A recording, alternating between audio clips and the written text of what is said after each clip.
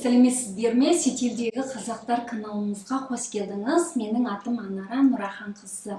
Көп кісілер мені ағылшын тілді қалайдан тез үйренуге болады дейтін осындай сұрақтарды сұрайды. Сондықтан бүгінгі видеомыз қалайдан ағылшын тілді үйренуге болады. Бұл тақырыбымыз ағылшын тілді үйренуге қатысты. Сондықтан мен бүгінгі видеода ағылшын тілмен және қазақша тілменен осы тақырыпты айтатын боламыз. Alright, so very first thing, how can we learn English? And there are so many ways and methods, and different people will use different method, but I will only say something about my own personal experience. Әрине көп мүмкіншіліктер бар, бірағында мен өзімнің жағдайымды сіздерге таныстырып өтейін. Very first thing, I would like to tell you something about my language background. So both of my parents speak Kazakh at home, but I went to Chinese school, Mandarin Chinese school, when I was 5-6 years old. So basically Mandarin Chinese is the education I got from very early on. And I can see very confidently that I speak Mandarin Chinese better than English and better than my first language Kazakh, because it's how I was educated. Әке-шешем бәрі үйде қазақша тіл сөйлейді, бірақ мен кішкентай кезімнен бастап Қытай мектепке барып үйрендім. Сондықтан менің Қытай тілге деген салауатым қазақша тілден болмаса ағылшын тілден жақсы деп айта аламын. So then I was introduced to English when I was in elementary school. So basically you took English lessons once a week, and I was so good at this. And I love learning English just by nature, because I was so good at English and I was chosen to be the course leader. 学习委员.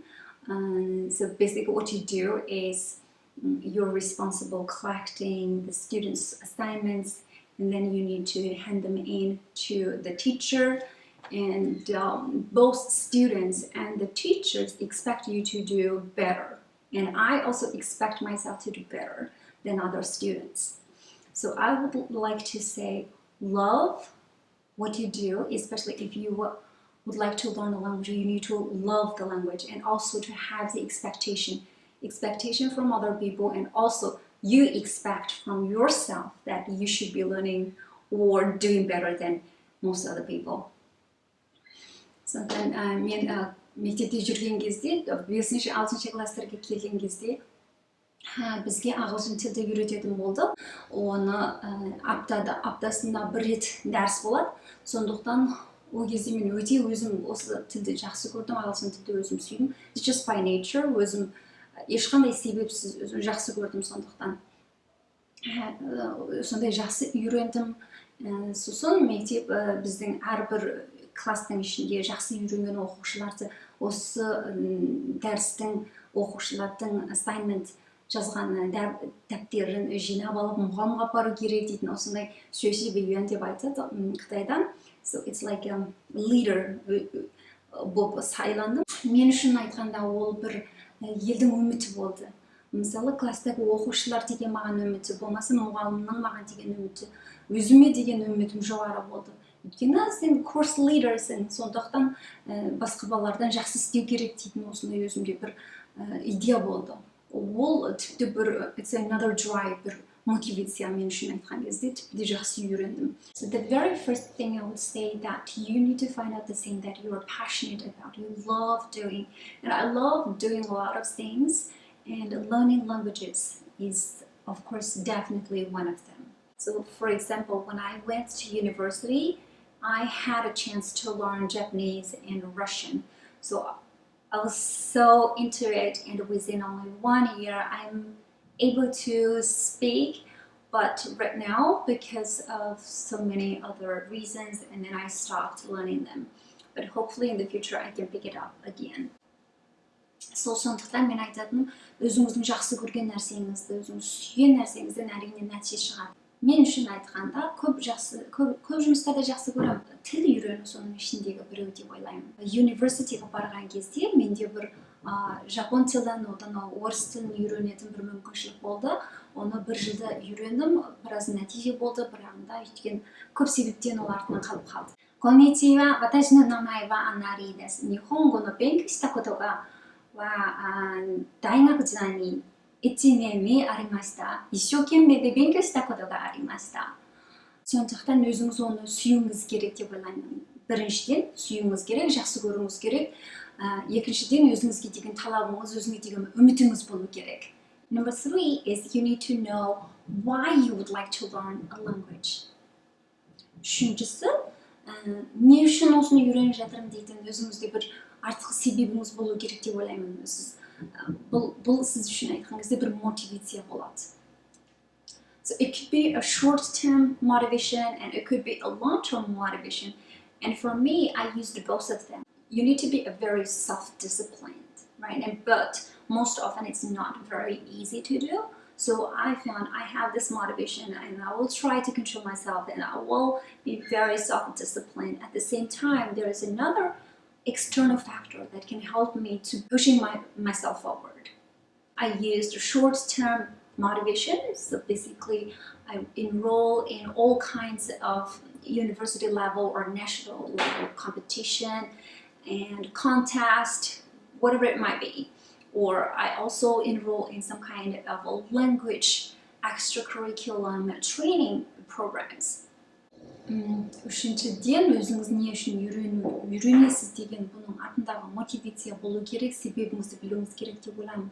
Мысалы, мен үшін айтқан кезде өзіндегі мындай self-discipline, мысалы тәртіп, өзіңізге тәртіп болу керек деп ойлаймын, бірақ көп жағдайда біз өзіміздің тәртіп дүзімізді өзіміз атқармайтын боламыз. Сондықтан бұны өзіңізге, мысалы, мен қанша уақытта мындай ағылшын тілдің осы кітапты бітіремін дейтін істе мақсаты болатын болса, өзіңізге деген талабыңыз болу керек. Одан сырт басқа бір external factor, сыртқа бір фактор өзіңізге көмектесетін болу керек.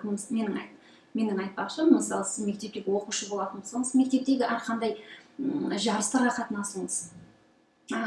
Мемлекеттік жарыстарға қатынасыңыз, ағылшын тілге қатысты деген.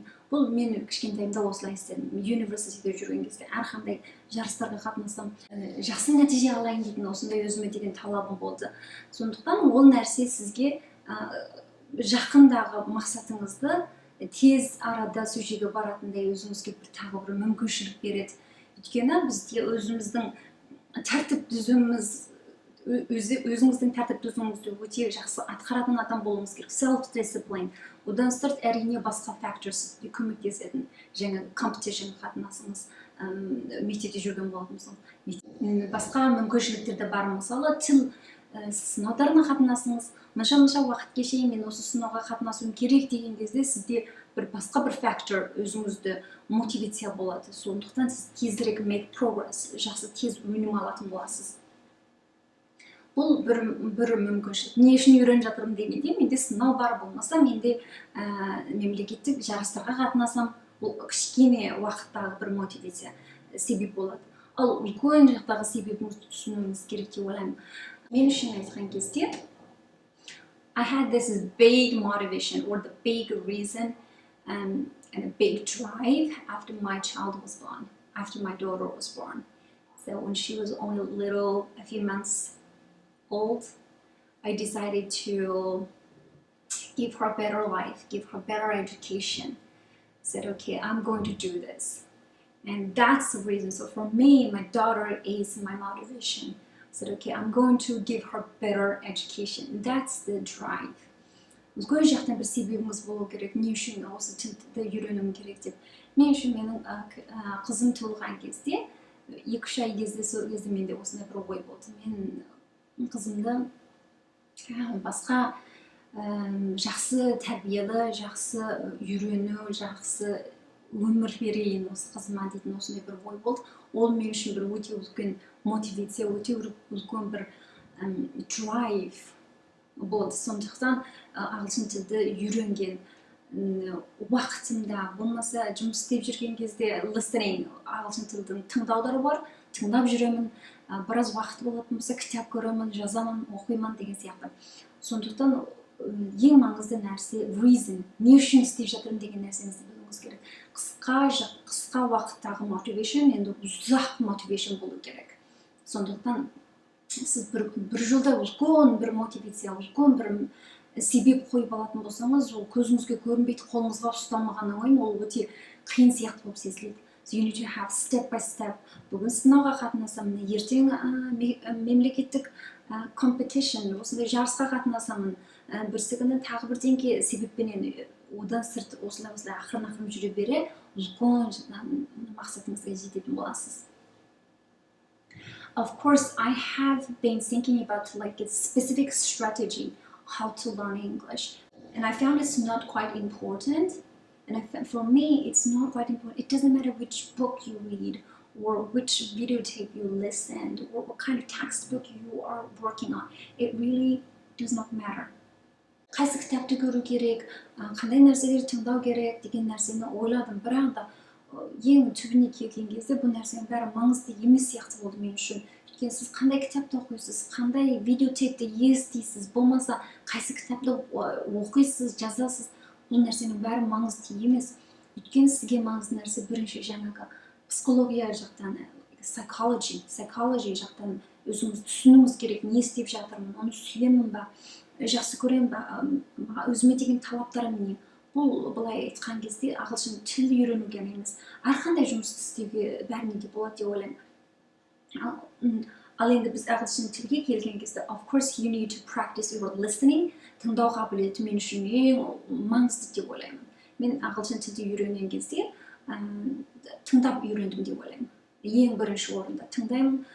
Кейбір нәрселер түсінбеймін, but it doesn't matter, ол маңызды емес. Тыңдай берсеңіз болды, бір күні 10%, одан ары қарай 20%, одан ары қарай тіпті де көп нәрсені түсініп кетесіз. Сондықтан әзірге мен үйде кішкентай бабам бар, бірағында мен құлағымда әрқандай кезде бір жаңа нәрсені үйреніп жүремін. Ағылшын тілге қатысты болсын, бизнеске қатысты болсын, өзімнің тіл кәсіптеріме қатысты болсын, бала тәрбие жөнінде болсын, it doesn't matter қайсы нәрсе екені. Тыңдап жүріп үйреніп, әсіресе сіз бір әйел адам болатын болсаңыз, семьяңыз бар, қызмет бар, балаңыз бар болатын болса, басқа көп уақытыңыз жоқ. Сондықтан мен үшін ең маңызды уақыт тамақ істеп жүрген кезде, үй жинап жүрген кезде listen. Сондықтан менің тыңдау қабілетім өте дамыған деп ойлаймын. Сондықтан тыңдап үйреніңіз. Listening. And then the second one, vocabulary. Most people found they will recite the vocabulary book. I have seen so many people just trying to recite all the vocabularies in a dictionary, and they know so many 10,000, sometimes even more vocabularies. But at the end of the day, you are not going to use all those vocabularies. It's not important. So for the basic English, maybe you're going to use only 4,000, 5,000 English words. That's enough. It's not about the number or the quantity of the vocabulary counts. Actually, the more important thing is you understand and you can express yourself. Мен кейбір кісілерді көргенмін, мынандай сөздікті жаттайтын, сөздіктің ішінде 10,000 сөздіктерді, 20,000 сөздіктерді жаттап алатын. Бірақ ол нәрсе маңызды емес. Сөздік әрине маңызды, бірақ біз күнделікті ағылшын тіл, әрқандай тілді үйрену кезде сізге керегі 4,000-5,000 аралықтағы vocabulary. Сондықтан мен осыны бірақ жаттап алып барып, осы dictionary'ді, сөздікті біліп алып барып, сосын барып мен сөйлеген қабілетімді болмаса, тыңдау қабілетімді бүйтіп жоғарылатам деген ол нәрсе келмейді деп ойлаймын.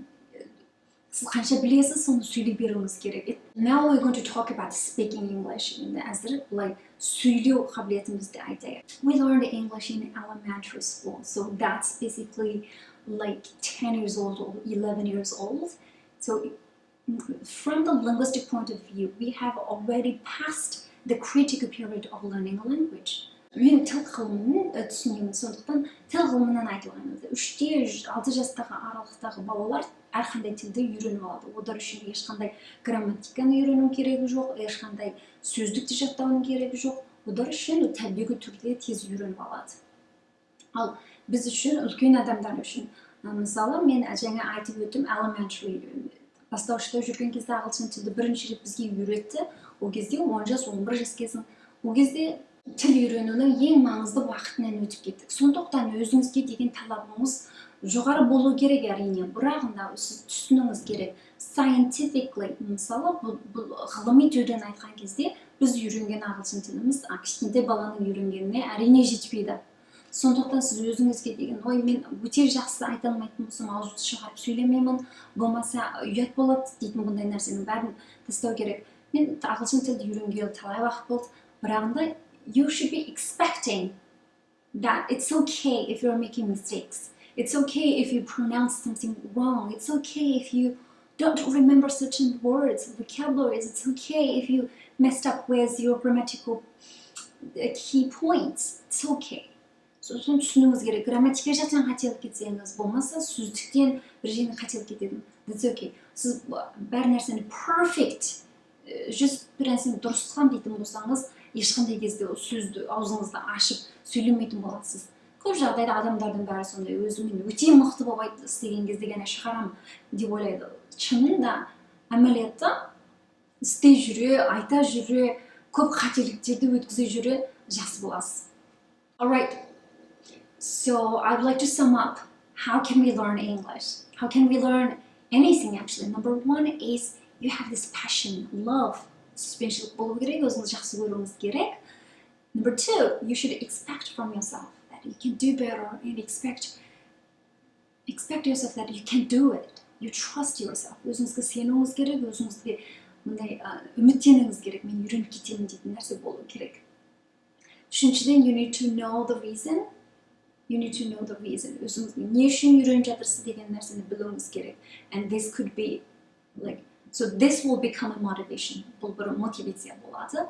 You can have a bigger motivation and like a bigger dream, and you can also have a step-by-step something like a little goal that you can achieve. Кішкентай бір нысана болмаса мақсат болу керек. Өйткені әрқандай кішкентай мақсат болған кезде сіз оған оңай жететін боласыз, оңай making progress, and you become more confident, өзіңізге сеніміңіз күшейеді, and then you will have another next move, next goal. Одан сырт екінші кішкентай бір нысанаңыз болады, мақсатыңыз болады, and gradually you will achieve what you would like to be or what you would like to achieve. And number four is a very specific procedure. Төртіншісі өте маңызды. Мысалы, әрқандай тілді үйрену кезде сізде тыңдау қабілетіңіз болады, сөйлеу қабілетіңіз болады, жазу қабілетіңіз, одан оқу қабілетіңіз. Соның ішінде мен үшін айтқан кезде ең маңыздысы listening. Бірінші тыңдап үйрену керек, екіншісі оқу үйрену керек. Көп нәрсені оқуыңыз керек. Кішкентай балалардың кітаптары болса да оқуға болады. Үлкен өзіңіз қызығатын тақырыпқа қатысты ағылшын тілін оқуыңызға болады. To learn English in a consistent manner, that's very important too. So for example, you can have a goal to read English or learn English for 10 minutes each day. That's not too much. It's just a little, it's only 10 minutes, then you can do it, but do it on a consistent basis. So if you consistently learn English for 10 minutes for 21 days, and then it will become a habit. When it becomes a habit, we'll learn it easily. Сондықтан ол ағылшын тілді үйрену үшін үлкен бір мақсат емес. Әр күні 10 минут уақытыңызды ғана шығарсаңыз. Бірағында 10 минут уақытыңыз өте consistent. Әр күні 10 минут. Бұны тоқтатпауыңыз керек. Сіз 21 күнге шейін әр күні 10 минуттен үйренетін болсаңыз, бұл сіздің бір habit болады. Сондықтан оны бір әдетке айландыруыңыз керек. Көп жағдайда сіз бір жұмысты 21 күн тоқтамай істейтін болсаңыз, ол бір әдет болады. Ал әдет болған жағдайда кішкентай ғана нәрсе 10 минут, бірақ ол compounding. So in business, бизнесте оны compounding дейді. Кішкентай нәрсе болғанменен ол ұзақ уақытына келе үлкейеді. Мысалы, сіз қарды аунатып ойнағанмен тең кішкене болғанменен күн дегенде әр күні істей беретін болсаңыз, ондан үлкен бір нәтиже алатын боласыз. Okay, this is how I learned English. Of course, I would like to mention hardworking. Hardworking is one of the key points. So you need to understand all these things like consciously. You have this understanding, but at the same time, you need to sit down. You need to take action. You need to do something. So hardworking, of course, is one of the most important things. If somebody say you can learn it very quickly within a few days or within a few months, I would say that's not true.